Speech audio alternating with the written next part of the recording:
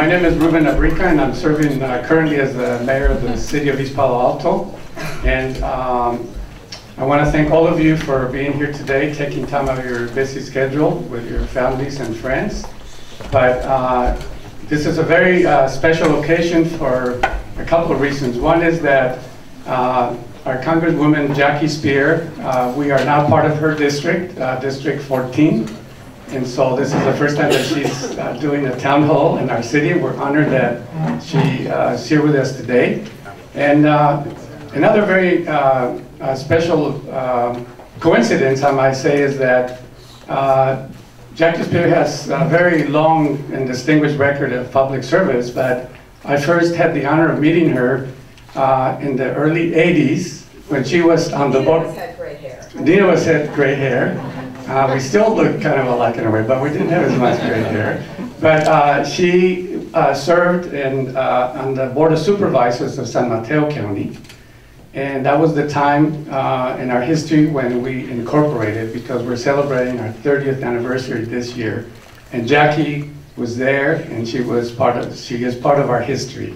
So let's give her a round of applause just for that. I do want to say a few other things. So our Congresswoman then has served on the Board of Supervisors. She has also served on the Assembly for the state of California. She has served on the Senate.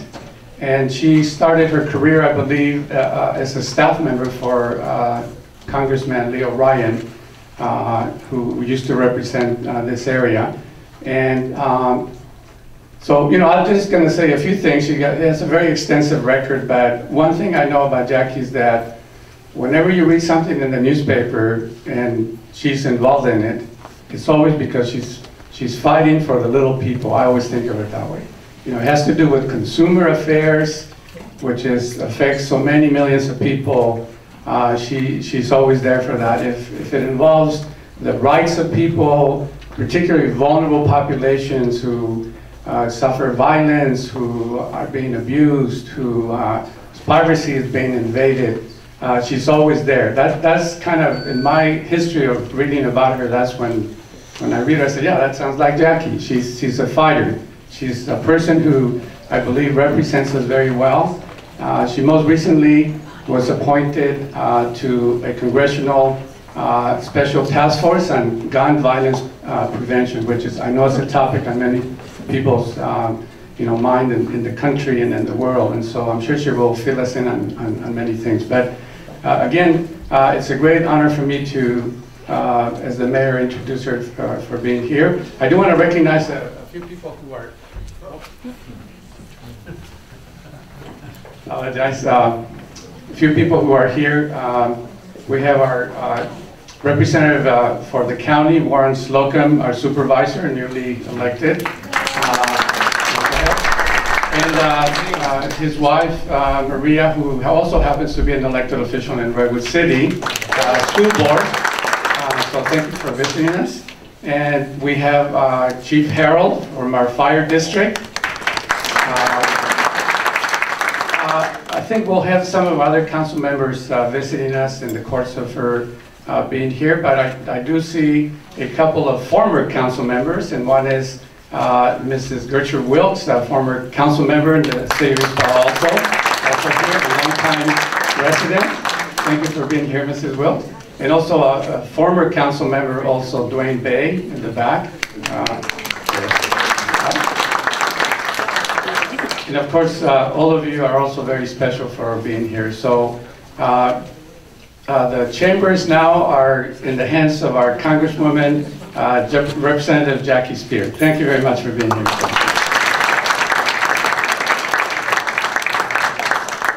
Thank you, Ruben. You know, watching Ruben here just took me back 30 years, because we really did meet back then when East Palo Alto was making its play to self-determination, and Gertrude Wilkes was a passionate voice for self-determination of East Palo Alto. It is a thrill, a real personal thrill to see you here today, Gertrude.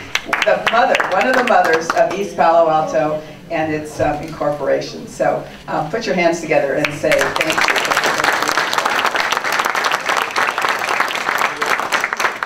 So whether you've known it or not, for the last 6 weeks, I'm your new Congresswoman.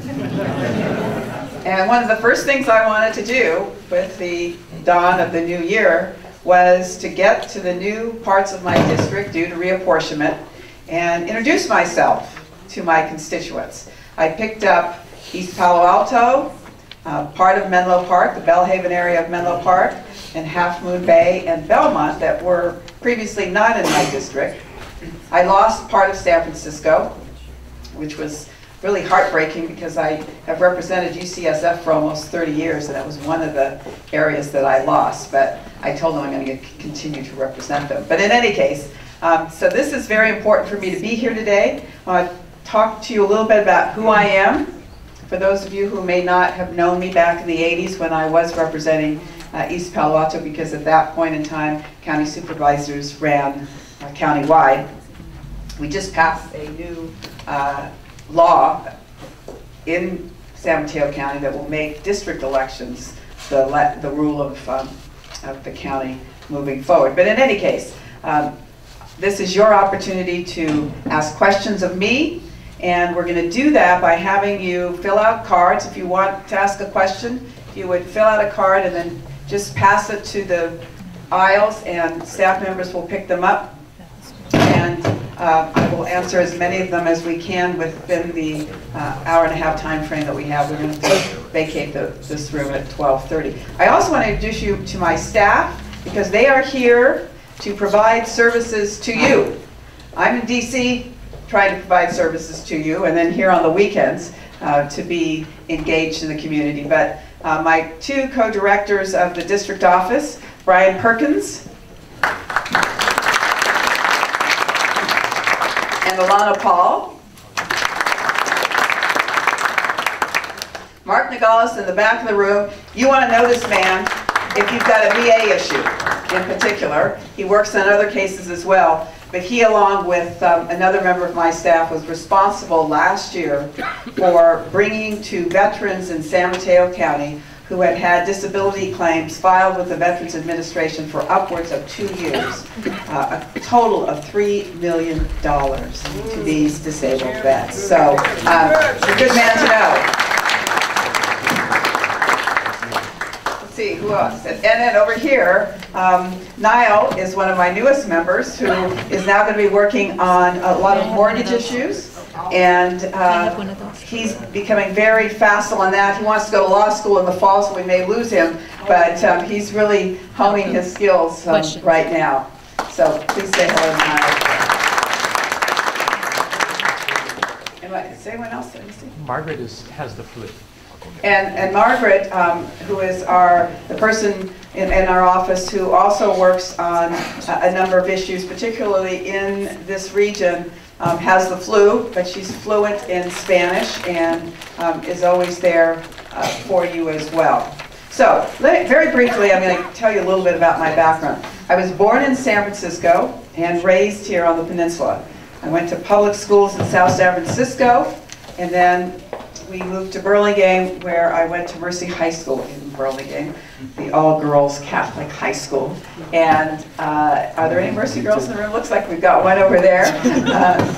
I was at the South San Francisco Chamber of Commerce dinner last night, and one of the members of the board of directors who I was swearing in was a Mercy girl who was a few years ahead of me. And so when she came up, I made a big point of saying, this is what a mature Mercy girl looks like.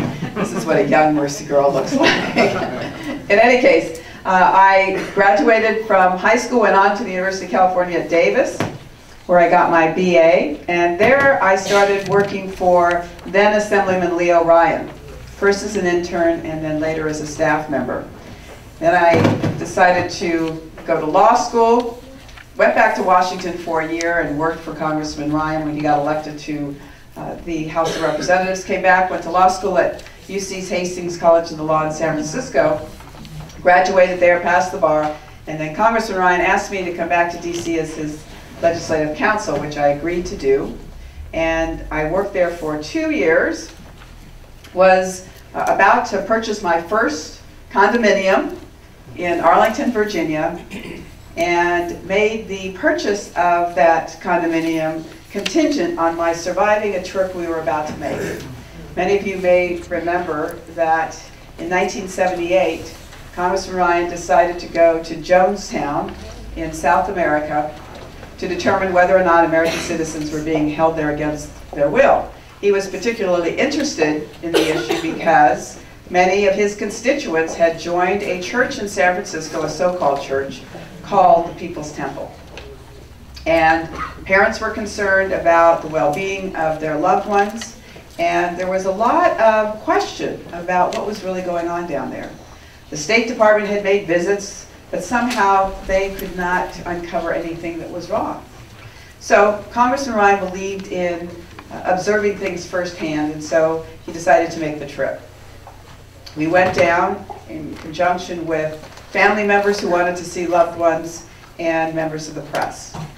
We got there and we had to wait for an invitation from the Reverend Jim Jones to actually visit the People's Temple in Jonestown. We were in the capital of Georgetown. Eventually we got the invitation. We flew to a remote airstrip in the middle of a jungle in Guyana, where we were met by People's Temple members in a dump truck. We were loaded onto the dump truck and then taken to the commune. And you walked into this commune and you were pretty impressed. They had crops growing, they had cabins, they had a medical clinic, they had people of all ages, from the very young to the very senior. And of course Jim Jones was their leader. Well, I'm not going to go into great detail. You all know what happened. 24 hours later when we were leaving, we were ambushed at the airstrip. Unbeknownst to us, the tractor trailer with 7 gunmen followed us. They shot Congressman Ryan dead 45 times, as a matter of fact. There were a number of members of the press that were killed. There was one person who was trying to flee the People's Temple who died, one of the family members. And I was shot 5 times on that airstrip. And I was 28 years old and really thought my life was about to end. And so I waited for the lights to go out. And because I was a good Catholic girl, I said the act of contrition. And then when the lights didn't go out, the flash of my grandmother, who was then 86, came before me, and I thought, I'm not going to have her live to my funeral if I can avoid it. So dragged my body to the plane. Plane wasn't going anywhere because it had been had bullets shot through the engine and the tires. Eventually, 22 hours later, help came. I was airlifted out of there. Finally got back to Andrews Air Force Base, was immediately rushed to surgery. They thought that I was going to die, truly. I endured probably 10 surgeries, a couple of months in the hospital, had death threats during that whole time, had U.S. Marshal protection. I survived and made a commitment to myself at that time that if I survived, that I would never take another day for granted. I would live every day fully, and I would dedicate my life to public service. So I came home, and over the weekend, for the first time, wasn't in excruciating pain, because I wasn't thinking about my wounds. Still pretty beat up. And decided at the very last minute, on the very last day, to take out papers to run for Congress for the unexpired term of Congressman Ryan. I ran a 6-week campaign, raised $20,000. Sounds kind of funny with these $10, $15 million campaigns today. And I lost. And I love to tell young people that this is what a 3-time loser looks like, because I lost for student body president, I lost for Congress my first time, and I lost for lieutenant governor in 2006 here in the state of California. So that was the beginning. I lost. The following year I ran for the Board of Supervisors against a 20-year incumbent and beat him. Became the youngest member ever to serve on the Board of Supervisors. Then 6 years later ran for the State Assembly, was not the chosen candidate by then Speaker Willie Brown, had to run very hard. In the end, won that race by less than 500 votes out of 40,000 votes cast. Served in the State Assembly for 10 years. During that time, term limits came into place. During that time, I also got married. I became the first legislator to have a baby while in office. That baby is now 24 years old. and works for a cloud computing startup here in the Valley. So there you have that one. Years later, I had a number of miscarriages. My husband and I tried very hard to have a second child. Finally, I got pregnant. It was one of these incredible gifts because the specialist had said that there was only a 10% chance that I'd get pregnant with in vitro fertilization. And so we decided, well, we were going to close that chapter, and I was running for Secretary of State, statewide office. And then lo and behold, I found out I was pregnant. And I announced I was only going to run for re-election and not statewide because it was a high-risk pregnancy. And then 2 weeks later, my husband was killed in an automobile accident by a young driver who had no brakes, knew he had no brakes, and ran through a red light. My husband was an ER doc at the county hospital. He was an ER doc at Seton, and I see a good friend here who's the chief of staff. Are you chief of staff now, Dave, or not? I just quit that. You just quit that. But also an ER doc at Seton. And it was truly a painful time because you don't know sometimes what you have until it's gone. So I lost my husband. I'm pregnant with our second child. I'm now a widow, a single parent. And because my husband let his life insurance lapse, I was 3 months from personal bankruptcy. Pretty tough. I tell you all of that because it was those personal experiences that have made me have a steel backbone. And what we don't have enough of in Congress and in state legislatures and in local elected offices are people with steel backbones. You don't get elected to make friends necessarily. You get elected to represent people and to make hard decisions. You can't make decisions that are truly significant if you're trying to make both sides happy. It's just not going to happen. Now, that doesn't mean you don't negotiate, that doesn't mean you don't compromise, you do all of those things. But in the end, you never lose track of what is your goal. So, when I was in the state legislature, I took on some pretty tough groups. I took on the banks. Have you taken on a bank recently? Take on a bank, take on insurance companies, take on the securities firms, as I did, in trying to get financial privacy passed. I somehow, and I'm sure you agree with me, that when you give financial information to a credit card company or to a bank because you want a mortgage, it's only for that purpose. It's not for them to then sell it to a third party and make money off of you. Well, because they were powerful interests, it was very hard to get that passed. It took 4 years. We'd always get stuck in the assembly where somehow members would just abstain from voting. Believe it or not, in the state assembly in California, you can vote no, you can vote yes, or you can abstain.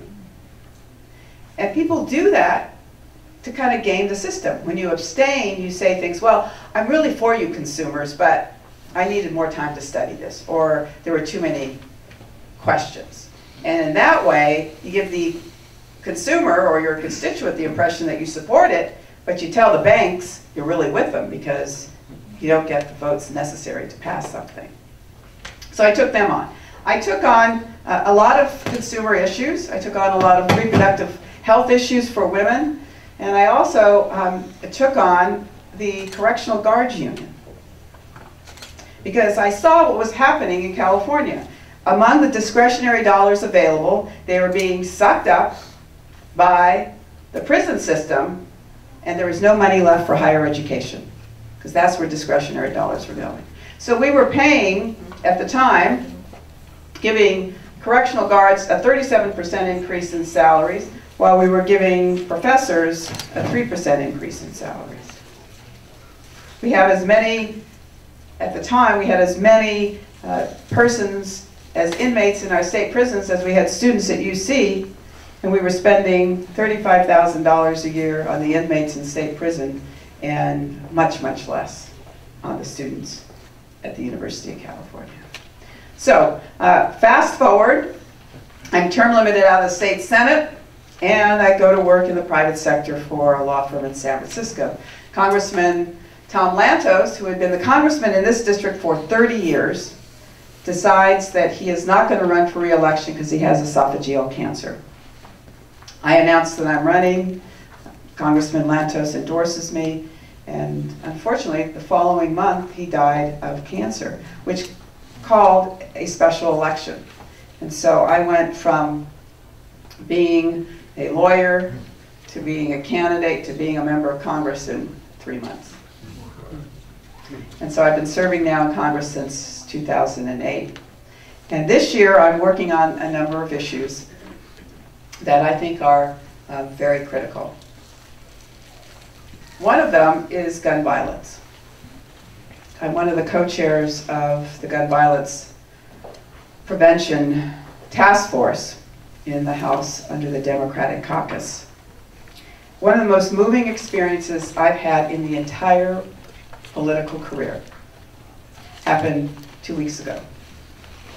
I was sitting in a room with 7 or 8 families. They were 7 to 8 families from Sandy Hook Elementary School District. People in extraordinary pain coming to Congress looking for answers. One lady said, "How can I be making any decisions? I'm trying to make decisions about whether or not to cremate my little girl or bury her." One mother said, "You know, you're all a bunch of talking heads. We're families, we have different positions. We didn't necessarily see eye to eye on anything, but we came together and we're here together, seeking assistance.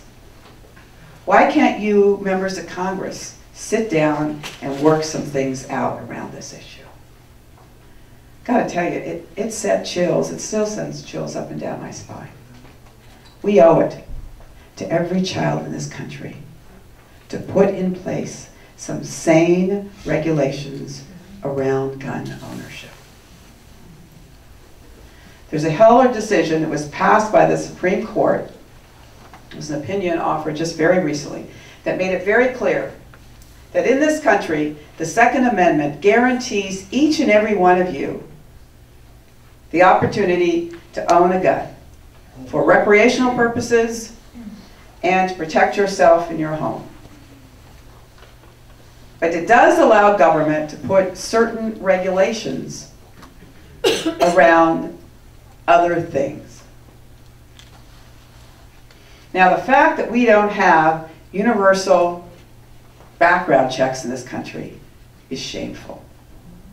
We do here in California, but it's not good enough to have it here in California, because guns come in from Nevada and Arizona because they don't have those kind of rules in place. Members of the NRA support universal background checks by the vast majority. And universal background checks are done because we don't want ex-felons to have guns. We don't want people who are what are defined as mentally defective having guns. And we don't want people who have been convicted of domestic violence having guns. We also want to make sure the gun dealers in this country play by the rules.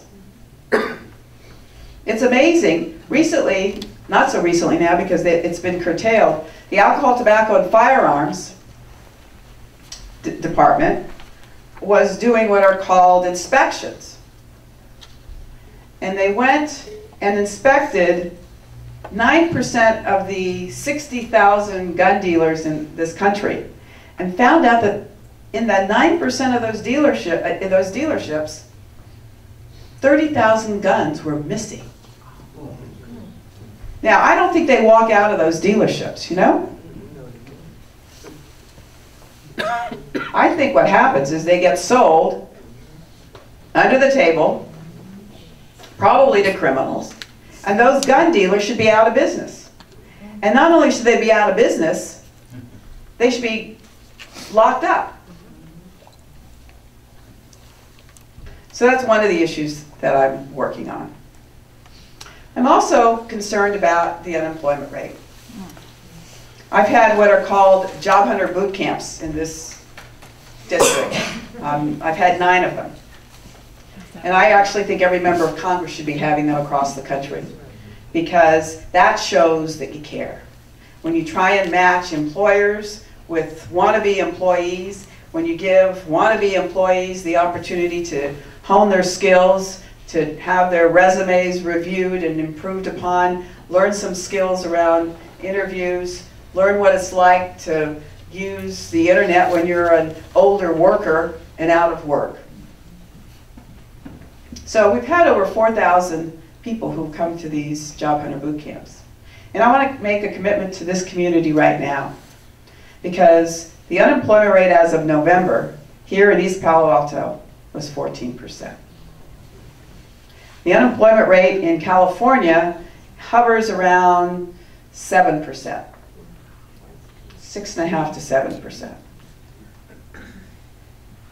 Or no, actually, it's 6.5% or 7% in the Bay Area. It's closer to 10% in the state. 6.5% in the Bay Area and 14% here. Shame on us as elected officials for not doing more to fix that. So I'm committing to you that I'm going to do a specific Job Hunters Boot Camp for Bellhaven and East Palo Alto, and we're going to do it in the next 4 months. And it's going to be different than the ones we've done for the general community, because I'm going to try and get on the phone with employers in this region and twist their arms.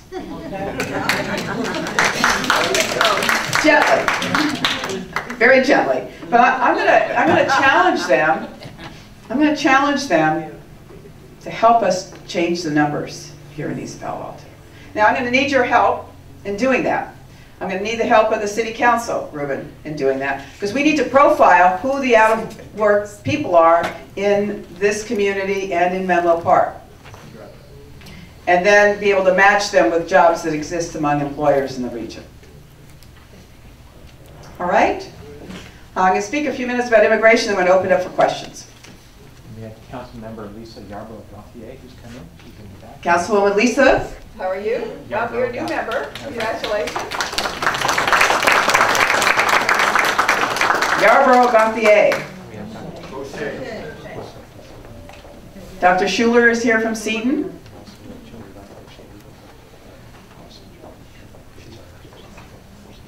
Oh, okay. So we have Julie Lefwich, who's legal director for the Law Center to Prevent Gun Violence, and she's here today to answer any questions that we have about constitutionality. Okay?